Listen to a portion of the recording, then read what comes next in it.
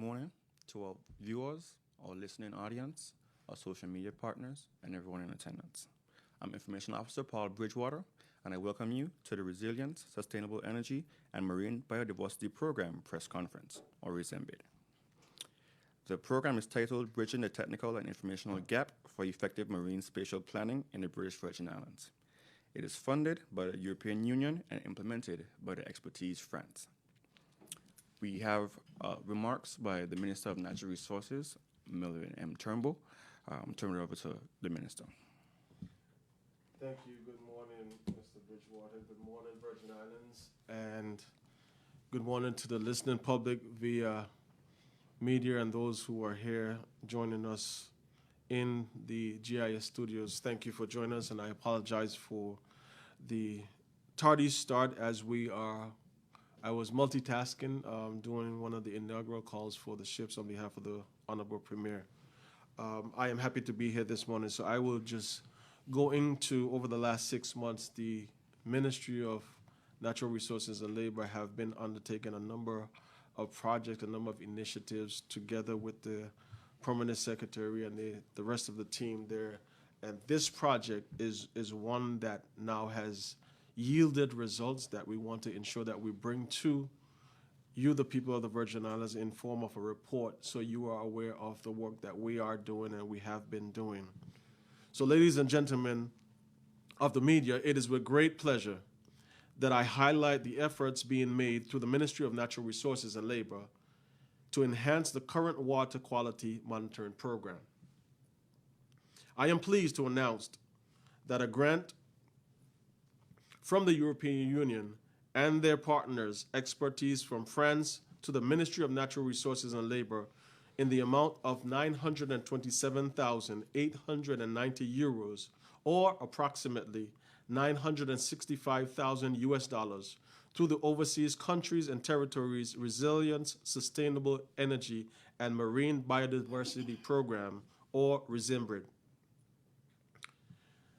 This grant builds on the support received from the European Union to assist with environment management activities in the Virgin Islands.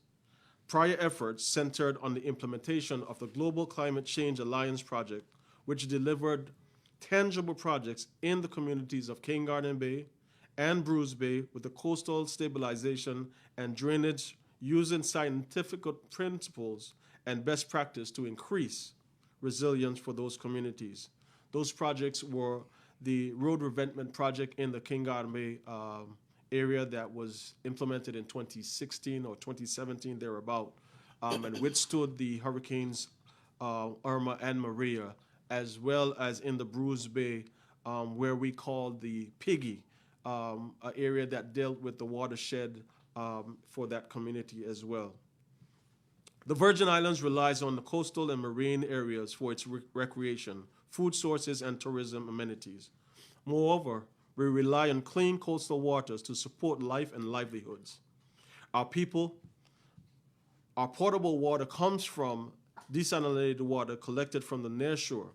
Therefore, the standard of care that the sources of our drinking water needs to be high.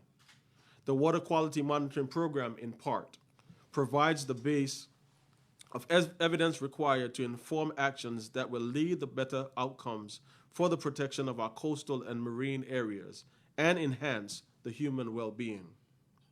The planned action under this project is needed due to the rapid coastal development over the years, which has resulted in stressed marine ecosystems. The impact of these stressors is evident in some of our degrading reefs and coastlines. The RESEMBID project, titled Strengthening the Virgin Islands Water Quality Program to Inform Effective Environmental Management and Spatial Planning, could not have come to a more opportune time. It builds on the Water Quality Program undertaken by the Ministry of the Natural Resources and Labor, and my good friend here, Toya, who is next to me, who has done some tremendous work in the ministry, with the Ministry of Natural Resources and Labor and the Climate Change Unit. The project strives to address the constraints that exist within the current water quality program through 1, the redesign of a comprehensive water quality monitoring program. 2, capacity building in the Ministry of Natural Resources and Labor, the staff, and implementing partners, which includes the H. Laverty Stoudt Community College, the National Parks Trust, and the Department of Information Technology. 3, procurement of a vessel to support the work of the Environment Unit and much-needed water quality testing and IT equipment, including hardware, software to support the expanded monitoring and enhanced data warehousing and analysis. And number 4, to establish the water quality baselines for areas and water quality parameters of concern that are not currently covered by the existing program. The products of this project will therefore benefit environmental managers, potable water managers, design makers within the government of the Virgin Islands, fisheries managers, tourism managers, and the yachting industry and fisher folks. The project will further create a strong scientific evidence base that will further support and enhance environmental legislation, marine spatial planning, and decision-making that will contribute to the increased resilience of our coastal marine waters and biodiversities. I would like to extend a heartfelt thank you to the European Union, Expertise France, and our colleagues at RESEMBID for the financial resources required to take action and protect our marine resources. Our lives depend on a clean and healthy natural environment, and this product will significantly assist the territory to achieve its sustainable development goals for the conservation of our precious natural resources. On behalf of the Ministry of Natural Resources and Labor, the Government of National Unity, and the team that I have been so ably gifted to work with, I say to our partners, to the people of the Virgin Islands and the European Union, thank you once again for making this significant investment in the continued development and sustainability of our natural resources here in the territory of the Virgin Islands. Thank you very much. All right. Thank you, Honorable Minister, for your remarks. And now we will have Ms. Atoya George, Environmental Officer in the Natural Resources in the Ministry of Natural Resources and Labor. We have a presentation by her. So, Ms. George, take it away. Thank you very much, Mr. Bridgewater. Can I get a presentation up? All right.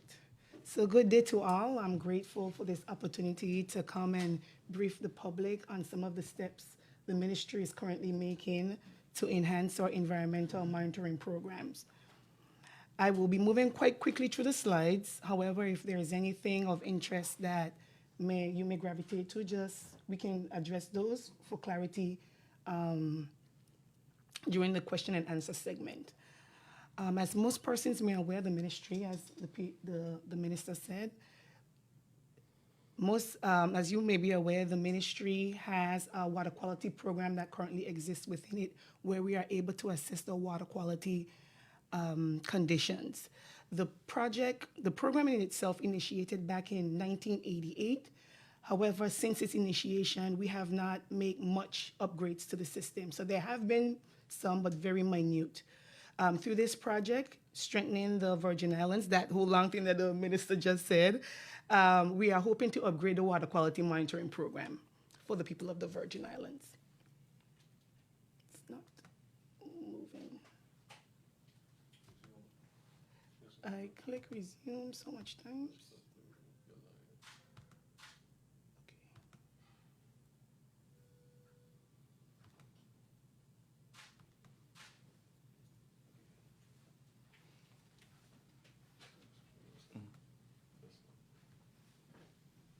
Oh, it did. Okay, thank you. So, to give us a sense of why we are here, some of our core problems that we can say we're experiencing here in the Virgin Islands as it relates to water quality is quite twofold. We have our water quality program that is impacted by a lot of our activities, that being sedimentation. We see a lot of that during heavy rainfall events, and we have that runoff in our waters through discharge of sewage And of course, we have an active marine environment or active marine industry that uses chemicals for boat maintenance. In addition to that, we also have limitations in our current water quality program, that being limitations in the parameters that we test. So we currently just test for the basics, and we can get more into that further in the presentation. And we are also limited with the geographical scope that we cover. So right now we only cover 4 main locations continuously, that being the Long Bay, King Garden Bay, Smuggler's Cove, and Brewers Bay. So we are planning on expanding those locations. So why care? I think the minister would have highlighted a little bit about this. So it's very important for us to understand that poor water quality impacts us on many different levels. Our health of our reefs and our mangrove systems, where we so desperately depend on during our natural events. So if those are impacted, we can only imagine what happens to us during these events. In addition to that, it impacts our food source. Our food source lives in these locations, and once they are there in these waters, of course, it can become a part of them. In addition to that, we are looking at all human health as well being impacted, especially given the fact that we drink our coastal waters. So those are the main reasons, in addition to nobody wanting to swim in polluted water. So those are the main reasons why I would say, or why we would say, why we should care. We depend on our marine resources, our livelihoods, and our existence. So in light of these issues and concerns, the project aims to improve our water quality program through its data, getting a good quality data. And that is being, for this project, it will be done through the enhancement of our capacity to collect, warehouse or store, and analyze our water quality data so that we can determine what our primary or priority pollutants are, their concentration, and of course, their locations. All of this is necessary so that we can have a better handle on making our environmental management decisions and spatial planning decisions.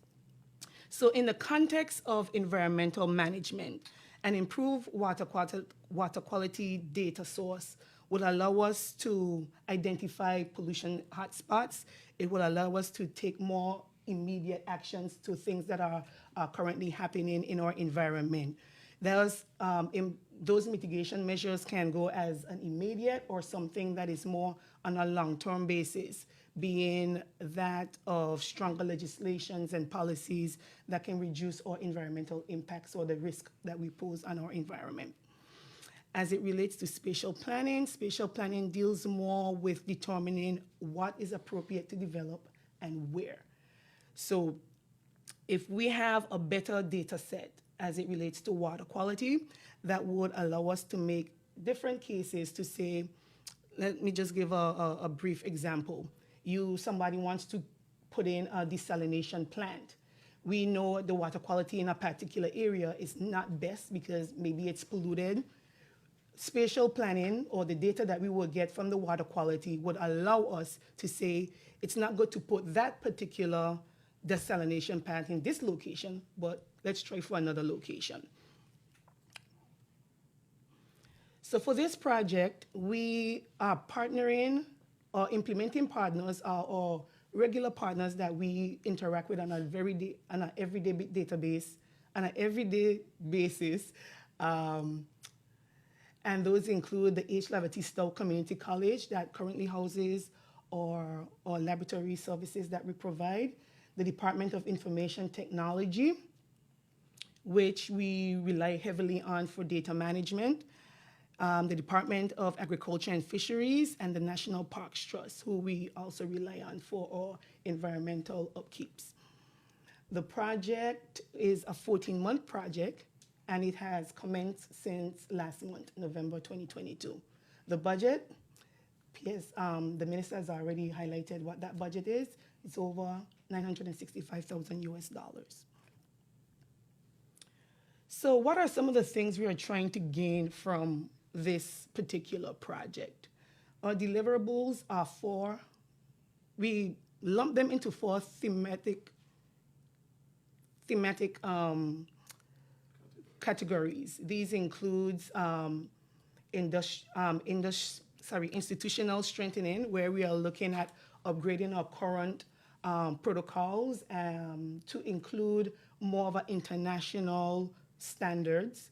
We are planning to expand the parameters in which we are currently testing to include areas or parameters that we don't normally test for, and they are more associated with our yachting industry, so to speak. In addition to that, we will be developing a more effective and efficient quality assurance plan that will allow the lab, in essence, in the long run, and the program in itself to be accredited. Standards that are more specific to Virgin Islands. And in addition to that, we are looking at recreating a more efficient database, water quality database. Another output area will be our capacity building.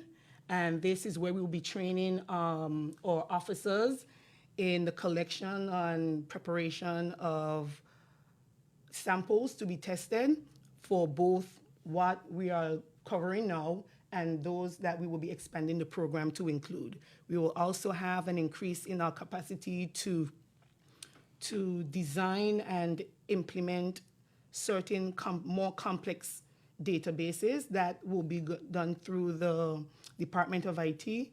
And in addition to that, we will be training staff more to conduct more advanced statistical analysis and geographical data analysis and management.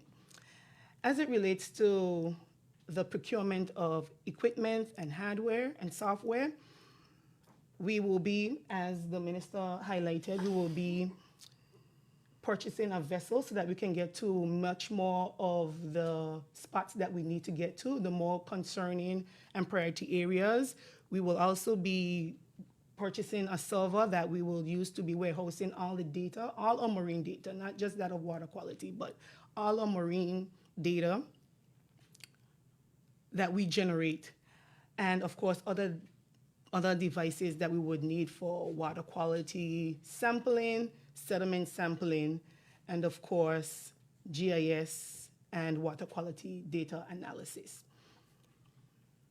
So the final area will be our water quality baseline establishment for priority areas and perimeters that we currently do not test for. As mentioned before, we cover 4 main areas, and we are looking to expand those areas to include areas where boat groundings may have occurred. I'm not too sure if persons would have remembered back in between 2013 to 2015, where we had that massive boat grounding over at Carroll Shaw that ended up giving us a lot of lead in our seabed. So we will be testing areas such as that, coastal areas where we have our dump sites, where we have desalinated plants, and of course our marinas, to find out what exactly is going on. Of course, all of this information is going to come back and help us create the water quality maps and hazard maps that we need in order to make our decisions. So as it relates to the expansion of our parameters that we test for, those, I'm not too sure if it's on your right or left, but you would see the current list of parameters that we test. As you can see, they are very, very basic. And just to highlight a few that we have been touching upon to actually determine our health of our marine environment, one being the dissolved oxygen. As we know, a lot of our marine organisms use oxygen, and if that is depleted, we know something is going wrong. Additionally, we have the nutrients level, which we can get from, again, if sewage is entering our waters, we can increase our nutrients levels. This, of course, can cause what we call algae bloom, and in a nutshell, it depletes the available oxygen and space. So again, you create what we will call a dead zone where organisms cannot thrive. And that is something that we are trying to move away from. Of course, we have the turbidity and fecal matter. So those are the basics that we have been doing thus far. And we're trying to move further into new parameters that we can probably better quantify what is going on in our marine environment. And those being the testing for heavy metals and or organopollutants such as TBT. As we know, or as research would have shown, that these particular compounds can have the potential of impacting our marine environment or marine ecosystems or marine organisms. And it also, if you get into our food source or fishes, it have that potential of impacting our health as well. So with this particular part of things, with the parameters, we will be testing three areas. We will be testing our water columns, the water. We'll be testing the sediments, and we will be testing the fish to get a better understanding of the problem, any problem that potentially exists. So the big picture. With all the outputs that we are going to achieve from this project, it all ends up to us getting better water quality data, or better water quality data in order for us to determine what our pollutants are. Again, this feeds right back into us being able to better manage our marine environment and, of course, make better decisions as it relates to our spatial planning. Once all of this, we can say that we have a handle on our marine management. Of course, this will improve our water quality health. It can improve our marine environment. And as such, this project in itself and the data sets can allow us to contribute to the increase in the resilience of our coastal and marine waters, thereby reducing our impact to extreme recurrent natural events. Paul, back to you. All right. Thank you for the presentation. And we are now in the question and answer segment. So we will have our social media partners step in, and as usual, you will state your name and where you're representing and ask your questions.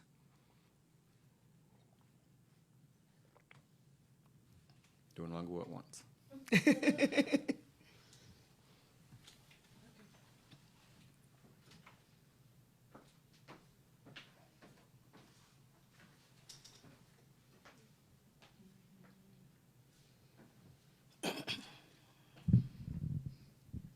Good morning. Kathy Richards, JTV News. First question, you alluded to four areas that you covered in terms of location and continuously. Why specifically those four areas? We had to prioritize, or due to funding, we had to prioritize, and so we decided to go to areas where it's more heavily populated. So we know that a lot of people visit these particular locations, both tourists and locals. So we decided to get a handle of what is going on in those areas. Okay, and what are some of the major findings that you usually come up that are very consistent in those areas? Well, I would say right now, all of the areas have been pretty good in terms of the water quality that we are testing in terms of bacteria. But we haven't had much alarming, I would say. We haven't had much alarming results in the past couple years. You would have known that we would have had a few beach closures before in the King Garden Bay area and also in Spanish Town. Those matters have since resolved based on our testings. However, it's ongoing. So. Okay. I know for a fact there has been some concerns specifically to the minister, and he at that time still is now the district representative, and there has been quite a number of issues surrounding beaches, ponds, and the water sanitation generally. How are we faring in this moment? Well, Kathy, thank you for your question. And again, I want to thank Mr. Toya George and the ministry team for their continuous work. Prior to being minister, I think it was in around 2016 or 2017 there, but I don't know, the first time ever in my life that I have heard of King Garden Bay Beach closing, um, and no knock on Ms. George because she was doing her job, but the evidence would show that there were some other mitigating factors that were not disclosed at that time to the public, but we won't go back to the past. What I am envisioning that we do now is address the issues of our water quality because our environment is key to us. It is not brick and mortar. It is not the quote unquote, as you heard people saying, the very or most attractive ministry. But without your environment, without your natural resources, you cannot build a building, you cannot have an infrastructure, and you cannot have healthy and clean water. So what we are interested in now is ensuring through this partnership and through the funding that we have received, continuing for Ms. George to ensure that her team and the persons that are interested, and I know she does a lot of engagements also with schools and students, to get them to understand what we're doing. The business community is also very important.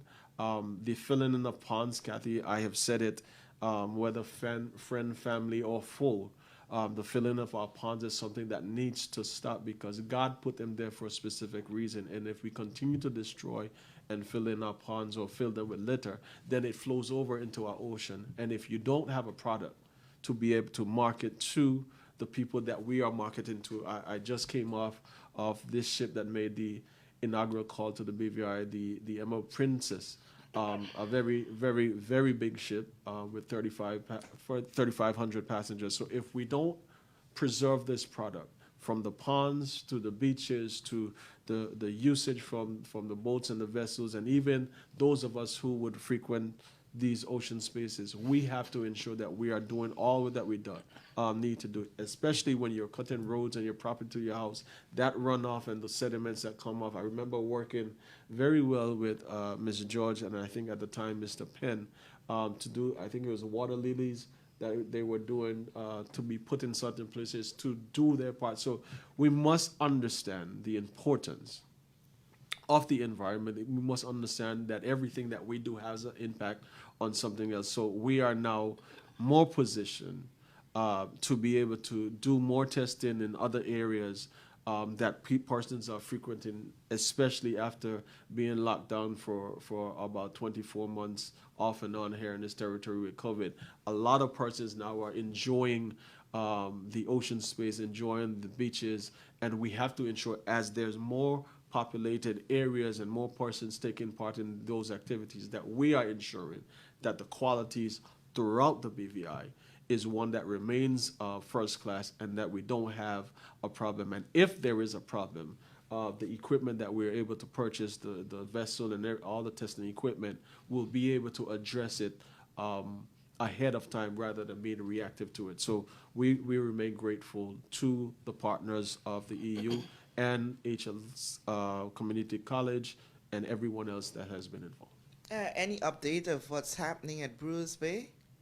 Well, Bruce Bay and King Garden Bay, I must, the team in the ministry, again, the team from conservation and fisheries together with the business community in King Garden Bay, in Bruce Bay, and all the other beaches. As you know, right now we are dealing with this north shore dealing with the sargassum.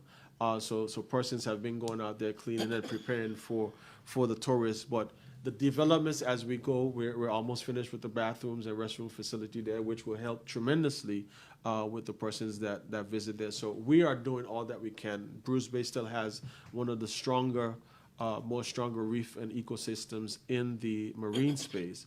So we're going to do all that we can. Whether I am here after the bell rings in May, according to whenever the premier rings it, I want to ensure that for the short time that I have this ability to work with these amazing group of people, that I am leaving them or putting them in a better position so that they can continue the work that they're doing. I have a very brilliant set of persons, Kathy and BVI World. We just have to do a better job of getting the information that they know out to the public so it is a better understanding. So we're working with Mr. Bridgewater and the team for GIS to ensure that that is done. Is this program, this EU-funded program, have any linkage to do with your management of the issue of coral tissue loss? This specific program? Not directly. Not No, directly. Not not directly. directly. Okay. But it's all, but to answer your question, it is all connected. It is all connected in the ocean space because the sediments and runoff and the testings, whether it may be sewage or litter or whatever the case may be, those things affect the coral reef. So it is all connected to the environment on a larger scale.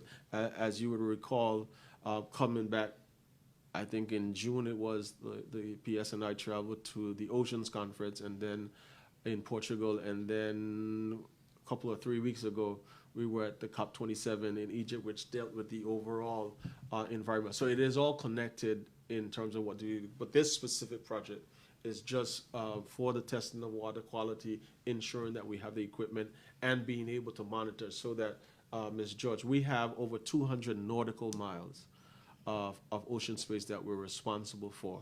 And for Ms. George to keep hopping on a ferry every now and again, hopefully they will let me get on this boat when they buy it. But it is important that this aspect of what we're doing is broadened to take into consideration all the land space and all the water space that we have in this territory. Ms. George, forgive me, but I have to come back to it. You said that you're going to be expanding to even more, cover more areas. Could Yes. you say, because with hearing 200 and how much? 200, over 200 nautical miles. Okay, for this particular project, we will be staying within the territorial waters, which is the 20 nautical miles. So we will be staying within these areas, and we'll be tagging mostly coastal areas. So we, as I said, we are looking at going areas where we had boat groundings, going to areas where there is a dump site, like for example, Packwood Pond and the one over in Virgin Gorda. We will be going to marinas, those types of locations. But in terms of going far out, no, we are not for this particular project. But as the program in itself expands, we are expecting to do more testing. Okay. Finally, for me, Ms. Georges used the word fisheries, which brought my mind back to that building that we had there in Boggers Bay that was ripped down after the hurricanes. What is the plan for us to have back a fishery facility where we can do commercial selling and buying? Well, if I may, this ministry has changed tremendously over the last couple of 3 years. It was at one point in natural resources and labor, which included agriculture and fisheries, and immigration. And since May 5th, again, it is now simply the Ministry of Natural Resources and Labor. So agriculture and fisheries lies under the portfolio of the Honorable Premier. And I know he has development plans to bring back the fisheries. But I believe, and I must commend the fisher folk for the job that they have been doing throughout this territory to band together where possible to be able to provide that fishing product for the territory of the Virgin Islands. But I am aware that there are development plans to bring back a fisheries for the territory. I think the last discussion you would have heard the Premier mention, they were looking to put it up in the Paraquita Bay area. And that may be a good start. But when you understand the communities and the diversity of where we come from in this territory, you understand that you can't have fishing just in the east end. You have Carrot Bay and King Garden Bay. You have Just Van Dyke. You know, those areas there in the second district, thereabout, that do a lot of fishing. But I think overall, what we're trying to do is see and hear more, so listen to the advice, listen to the expertise of the fisher folk in the territory and see how we can build something or create something that will be beneficial, not just for locals, but the restaurants and all the persons that come to build that industry to a world class, because we have a problem, Kathy, I must say, and BVI, we have a continuous problem that we have persons fishing in our waters that do not have the authority to do so. But without the proper monitoring it is posing a challenge. So we have to, again, protect the resources that we have. Thank you. That's all from me. Is there any other questions? No? Okay, so thank you guys for watching, for listening, and for tuning in. I'm Information Officer Paul Bridgewater, and enjoy the rest of your day. Thank you.